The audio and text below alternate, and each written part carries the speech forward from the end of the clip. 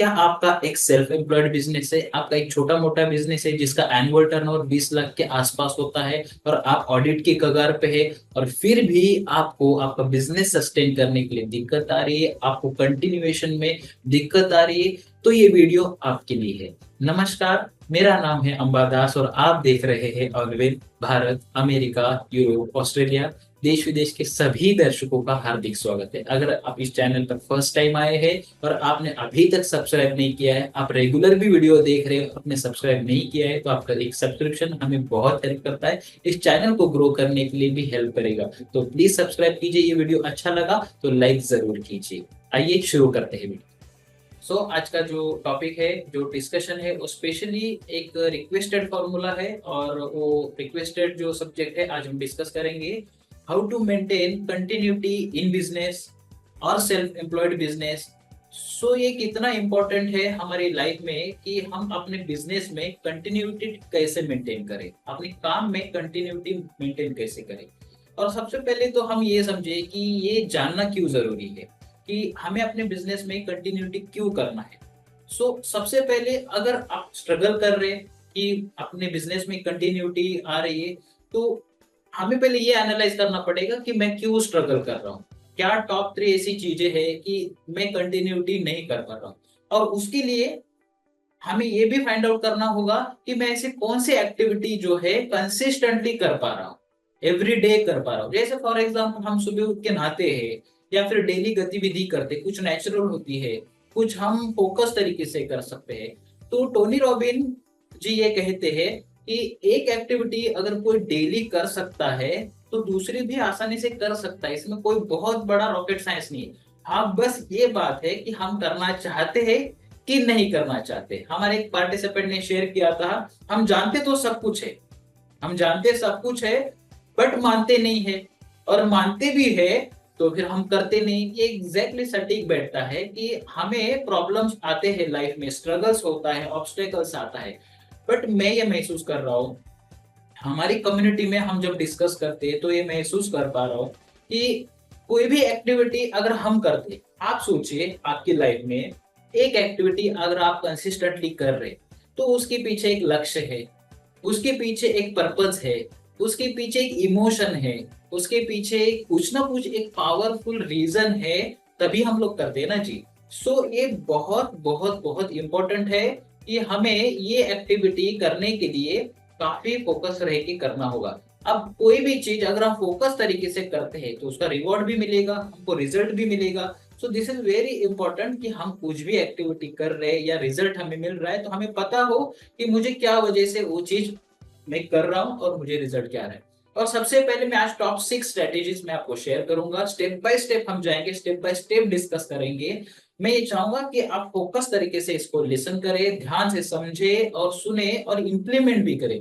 कोई भी चीज, मेरे कोचेस मुझे ये हमेशा कहते हैं कि knowledge is not use, it is a garbage. अगर कोई भी चीज अगर हम सुनते हैं, समझते हैं, उसको इम्प्लीमेंट नहीं करेंगे तो फिर कुछ मीनिंग नहीं है। कहते हैं कि tons of theory equal to ounce of action, कि इतना बड़ा कुछ हमने सीख लिया बट उसके सामने कुछ एक्शन नहीं किया तो वो सारा व्यर्थ जाने वाला है। सबसे पहले इंपॉर्टेंट पॉइंट ये आता है कि हमें स्ट्रॉन्ग बिजनेस प्लानिंग करना है। जो भी चीज हमको कंसिस्टेंटली करनी है, कंटिन्यूटी में करनी है, उसके लिए प्लानिंग बहुत इंपॉर्टेंट है। देखो, जैसे हम लोग गोल सेटिंग के मॉडल में या फिर उस पैराडाइम में देखते हैं, तब हमको ये समझ में आता है कि एक बस है जो बिना टाइटल के जा रही तो कहीं पे भी नहीं जाएगी। तो हमें भी अगर कुछ आउटकम पाना है तो उसके लिए प्लानिंग करना जरूरी है ना जी। कि प्लान नहीं है तो फिर एग्जीक्यूट क्या करेंगे। और एग्जीक्यूट हम ये भी सोचेंगे, बहुत से लोग ये सोचते हैं कि बिना प्लान के किया हुआ काम भी कभी कभी अच्छा हो जाता है और कभी कभी कर लेना चाहिए, कभी कभी कर सकते हैं। बट रेगुलर करने से क्या होगा कि हमारा माइंड ना हर वक्त एक जैसा नहीं होता है। और प्लानिंग करने के लिए मैं ये रिक्वेस्ट करूंगा कि एक्सपर्ट एंड कोचेस ये कहते हैं कि प्लानिंग करने के लिए सबसे इंपॉर्टेंट ये है कि हमें प्लानिंग अपने पीक टाइम में करना चाहिए, जब हमारा मूड फ्रेश है, एनर्जी हम महसूस करते हैं, उस वक्त में हमको प्लानिंग करनी चाहिए। और जब हम प्लानिंग नहीं करते, होता क्या है कि हम प्लानिंग नहीं कर रहे और ऐसे ही कर रहे, मान के चलो सुबह उठ के दिन का प्लानिंग करते या महीने का प्लानिंग एक अच्छे दिन में कर लेते, माइंड फ्रेश है, बॉडी फ्रेश है, एनर्जी है, तब जाके हम लोग वो एक्टिविटी करते। अब प्लानिंग ही नहीं किया है तो दोपहर में एक अलग थॉट चलता है, 15 दिन के बाद एक हर्डल्स आएगा, एक ऑब्स्टेकल आएगा, तब जाके अलग सोचेंगे। बट बेसिक प्लान ये है, ओके, तो उसको एग्जीक्यूट करना आसान हो जाता है कि हाँ मैंने ये सोचा था, मैंने ही सोचा है, तो अब मैं उसको डिनाई नहीं कर सकता। ये थॉट आता है और फिर हम लोग उसको एग्जीक्यूट करते हैं। तो स्ट्रॉन्ग प्लानिंग करने के लिए दो पॉइंट है जिसको हम लोग डिस्कस करेंगे। सबसे पहले जो मैंने एक वीडियो ऑलरेडी बनाया है उसको आप रेफर करें, वो प्लानिंग यानी विश लिस्ट हो हमारे पास, मुझे क्या क्या अचीव करना है, क्या क्या कंटिन्यूटी में करना है, उससे मुझे आउटकम क्या मिलेंगे। आउटकम अलग अलग तरीके से लोग पाते हैं। एक कोई व्यक्ति खुद के लिए काम करता है, कोई परिवार के लिए काम करता है, कोई अपने ब्रदर सिस्टर्स के लिए करता है, कोई मदर्स के लिए करता है। अलग अलग रीजन होते, कोई फेम के लिए करता है, कोई नेम के लिए करता है, किसी का कोई नुकसान ना हो इसलिए करता है। हर व्यक्ति के पीछे एक रीजन होता है क्लियर कि ये मेरा आउटकम मुझे चाहिए, क्यों चाहिए। हमें अगर क्लियर हो जाता है कि मुझे ये आउटकम चाहिए तो क्यों चाहिए, तो फिर हम लोग आसानी से काम कर पाते हैं। तो आउटकम क्लियर है, तो फिर ये आउटकम पाने की राह में मुझे ऑब्स्टेकल क्या आ सकते, क्या बाधाएं आ सकती, ये क्लियर है। तो वो अगर बाधाएं आएगी तो मैं क्या प्लान बनाऊंगा। जैसे टीम कैसी होती है, क्रिकेट टीम हो या फिर कोई इंटरनेशनल टीम हो, वो अपना प्लान ए बनाती है, पर प्लान ए नहीं चलता है ना, उनके पास प्लान बी भी होता है। प्लान बी नहीं चलता है तो प्लान सी भी चलता है। मैं वर्ल्ड कप की एक प्लेयर की बातें सुन रहा था उनकी इंटरव्यू में, वो कहते हैं कि हमारा प्लान सी हमने एग्जीक्यूट किया। आप सोचिए कि अगर वर्ल्ड कप के जो साउथ अफ्रीका के सामने वो खेल रहे और प्लान सी चला, मतलब ए प्लान बी प्लान फेल हो चुका था। इसीलिए ये फॉर्मूला काम करता है कि जब हमारा प्लान ए भी नहीं चल रहा है, बी भी नहीं चल रहा है, तो हमारे पास कुछ तो प्लान हो। तो ए बी सी प्लान हम लेके चले, कम से कम बी प्लान तो बनाए। बैकअप नहीं रहेगा तो हम लोग कुछ भी एग्जीक्यूट नहीं कर पाएंगे। इसलिए वो स्ट्रेटेजी बहुत इंपॉर्टेंट है। विशलिस्ट हो, आउटकम क्या मिलेगा, उसके साथ साथ मुझे क्या ऑब्स्टेकल आएंगे, उसके ऊपर मेरी प्लानिंग होनी चाहिए कि अगर ये बाधाएं मुझे आएगी तो मुझे ऐसे एग्जीक्यूट करना है। और दूसरी जो इंपॉर्टेंट जो बात है, कंसिस्टेंट विजिबिलिटी। विजिबिलिटी कहाँ पे होनी चाहिए, कंसिस्टेंटली विजिबिलिटी जहां पे जो परफॉर्मेंस हम लोग कर रहे उसके लिए हमारे पास एक ट्रैकिंग शीट हो। अगर हम जो बिजनेस में जा रहे, ऑफिस में है, ऑफिस में अगर मुझे अच्छा परफॉर्मेंस देना है तो ऑफिस में विजिबिलिटी, वहां तो कंपलसरी होता है, तो सैलरी नहीं आएगी। अगर आप ज्यादा स्ट्रगल कहाँ पे आता है, सेल्फ एम्प्लॉयड बिजनेस में, खुद के बिजनेस में कोई पूछने वाला नहीं रहता है और फिर विजिबिलिटी का कोई मैटर नहीं करता। हाँ बस किए तो किए, मन में आए तो किए। और इम्पैक्ट कब पता चलता है, जब हमारा इनकम जब डाउन हो जाता है। और इनकम कब डाउन होता है, एक क्वार्टर के बाद पता चलता है, या एक महीने के बाद चलता है, या फिर बहुत ज्यादा से ज्यादा क्या होता है, फाइनेंशियल जब हम लोग प्रिपरेशन करते हैं, बैलेंस शीट निकालते हैं या फिर कैपिटल अकाउंट या एक्सपेंस लॉस अकाउंट क्रिएट करते हैं, तब पता चलता है हम तो बहुत बड़े लॉस में है। तो ये प्रॉपर प्लान, प्रायर प्लानिंग होना बहुत जरूरी है। और स्ट्रॉन्ग बिजनेस प्लानिंग, बिजनेस का टॉप 3 पॉइंट बनाइए, टॉप 6 पॉइंट बनाइए कि मैं ऐसे एग्जीक्यूट करने वाला हूँ, तो फिर हम लोग आसानी से ये हर्डल्स को, ये चैलेंज को क्रॉस कर पाएंगे। अब दूसरा पॉइंट अगर हम देखेंगे तो क्या है कि इफेक्टिव प्रायोरिटी मैनेजमेंट। दो तरीके से होता है चीजें, एक टाइम मैनेजमेंट होता है, एक प्रायोरिटी मैनेजमेंट। 24 घंटे को कैसे मैनेज करना है ये भी एक तरीका है। और 24 घंटे में क्या हम 24 घंटे लिटरली काम करते।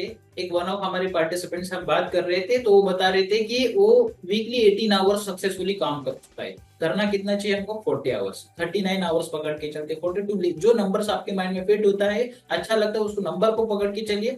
कॉर्पोरेट में 40 घंटा लोग काम करते, 40 घंटा काम करने की जरूरत है, तो 40 घंटा हम काम करते हैं क्या। वहां पे भी ये सर्वे निकलता है कि लोग ज्यादा से ज्यादा 30-32 घंटा काम करते हैं, उतना ज्यादा हाई मैनेजमेंट, हाई फोकस उनके ऊपर होने के बावजूद भी।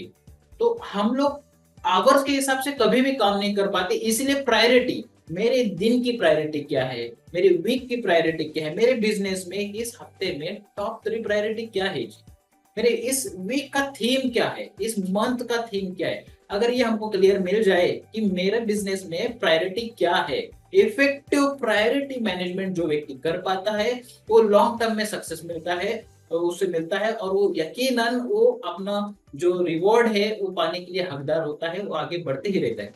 अब तीसरा पॉइंट अगर देखे जाए तो फाइनेंशियल मैनेजमेंट।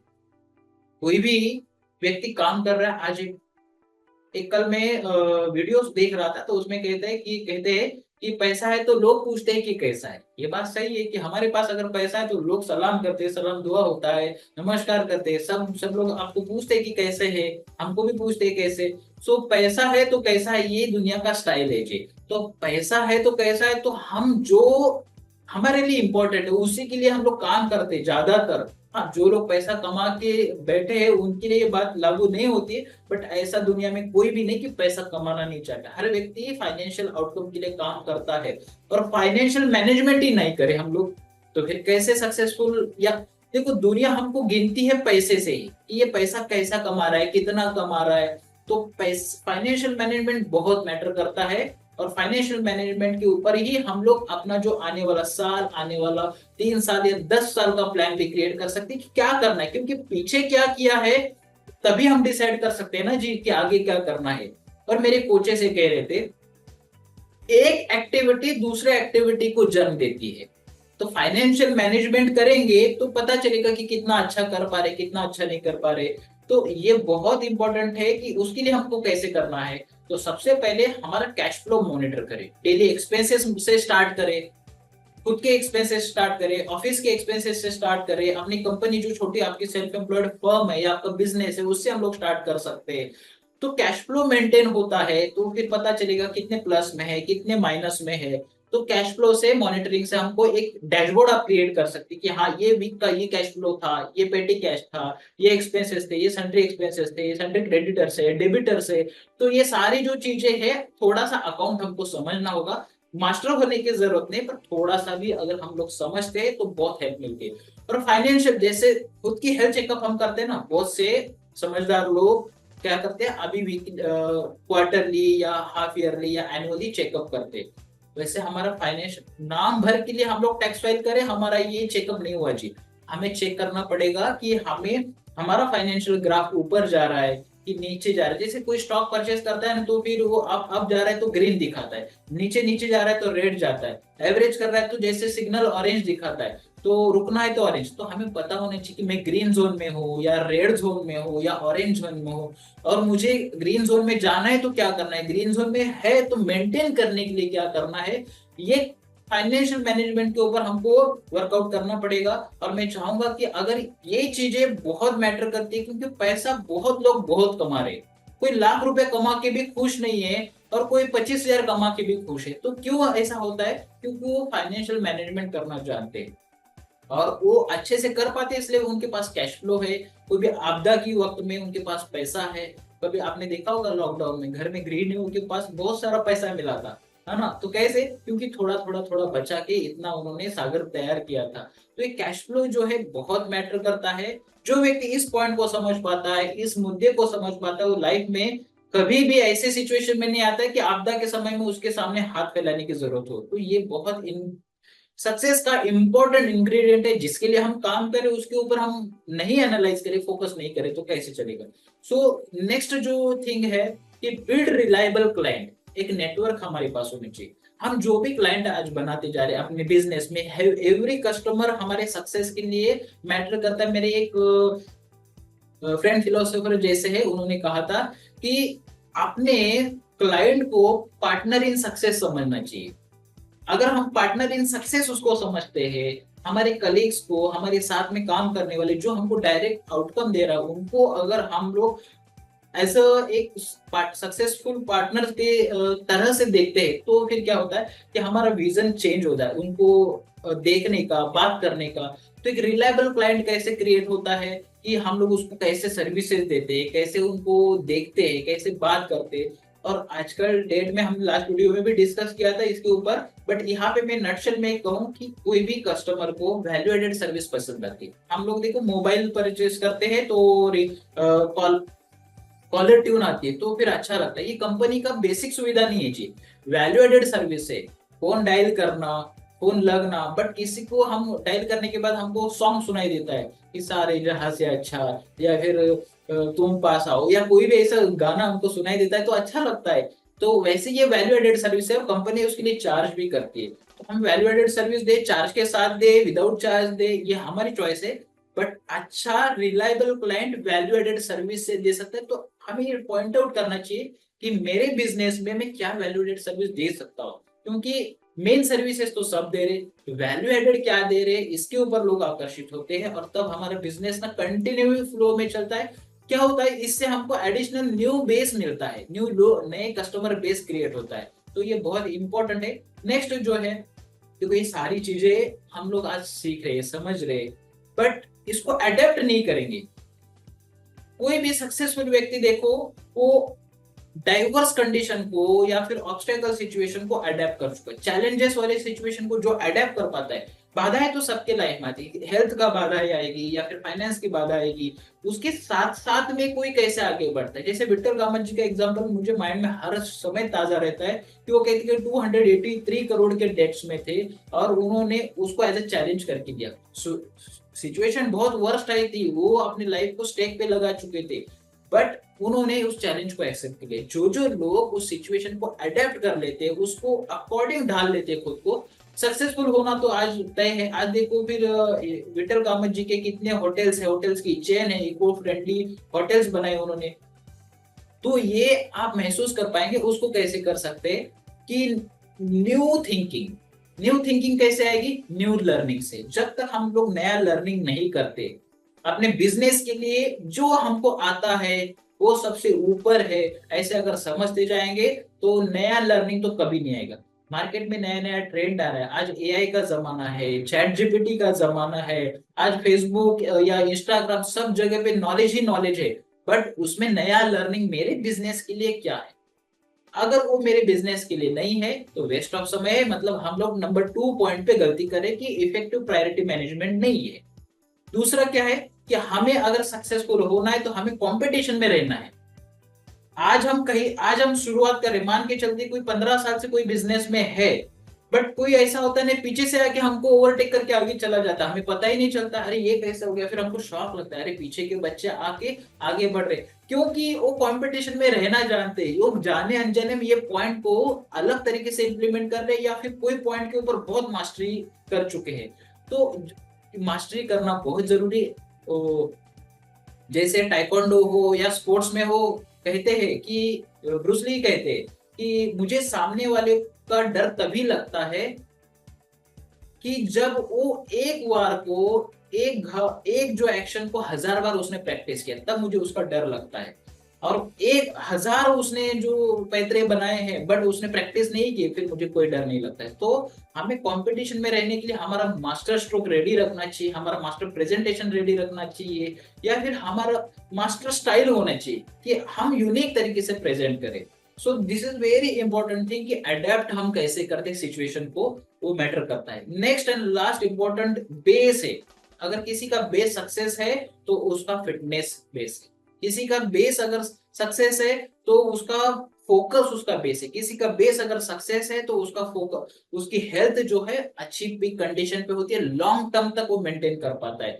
बॉडी में एक छोटा सा अनइवन इम्बैलेंस आ जाता है, बहुत ज्यादा पसीना होना या फिर बहुत ज्यादा ठंड लगना, कोई भी छोटा सा चेंज आ रहा है ना, हमें उसको चेक करते रहना चाहिए। हमें अपने फिटनेस के ऊपर काम करना चाहिए। अगर पर्सनल वेलनेस नहीं है तो फिर दुनिया का कोई भी तो सुख हमारे काम में नहीं आएगा। तो इसलिए हमें काम कितना करना है, फैमिली को कितना वक्त देना है, ये मैनेज करना होगा, खुद को कितना समय देना है। बहुत से लोग हैं, मैं ऐसा समझता हूँ, मुझे ऐसा लगता है 75% लोग है ना अपने खुद के लिए वक्त नहीं देते। खुद के लिए वक्त निकालो, मेडिटेशन से या फिर कहीं जो आपको अच्छा लगता है थोड़ा सा तो टाइम देना है। म्यूजिक अच्छा लगता है, कोई ऐसे ध्यान साधना अच्छा लगती है, जो आपको अच्छा लगता है वो करना चाहिए। रीडिंग अच्छा लगता है, आपको जिम में जाना अच्छा लगता है, तो थोड़ा टाइम देने के बाद कभी बातें करना अच्छा लगता है तो बातें कीजिए, बट उसमें बह नहीं जाना है।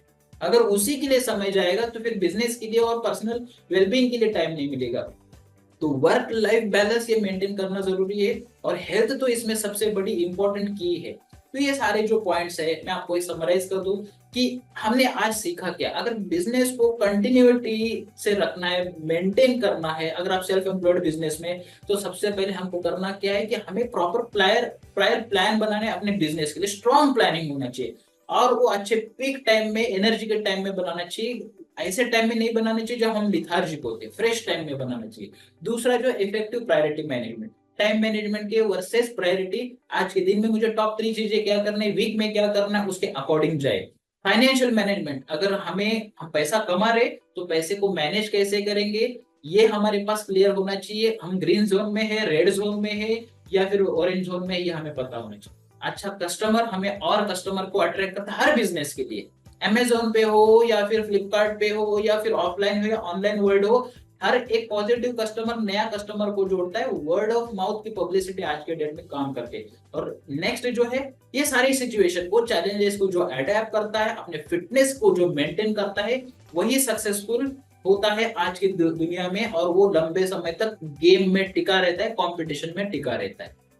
ये वीडियो यहाँ तक आपने देखा, मतलब ये बात पक्की निकल के आती कि आप कमिटेड है अपने लाइफ के प्रति, अपने काम के प्रति। बस कुछ जो छोटी मोटी दिक्कतें आ रही है उन्हें हमें सॉर्ट आउट करना होगा। आप नोट पैड लीजिए और टॉप 3 पॉइंट लिखिए कि कहाँ पे आप स्ट्रगल महसूस कर रहे हैं, कहाँ कौन सी चीजें आपको रोक रही है, और उसके प्रति एक सिस्टमेटिक अप्रोच लीजिए, प्लान बनाइए कि मुझे यहाँ पे ये एग्जीक्यूट करना है, और एक टाइमलाइन बनाइए कि ये डेट तक मुझे कंप्लीट करना है। और ऐसे ही हमने भी, हमारे पार्टिसिपेंट ने भी, बहुत सारे लोगों ने उनके लाइफ में सक्सेस स्टोरी हासिल की है।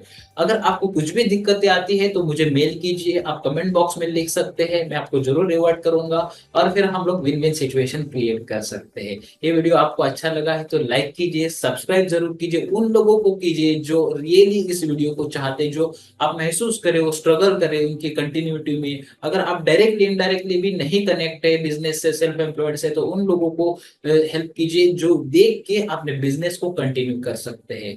तो थैंक यू वेरी मच, आपने सब्सक्राइब किया, और मिलते हैं अगले वीडियो में। Till then, bye bye.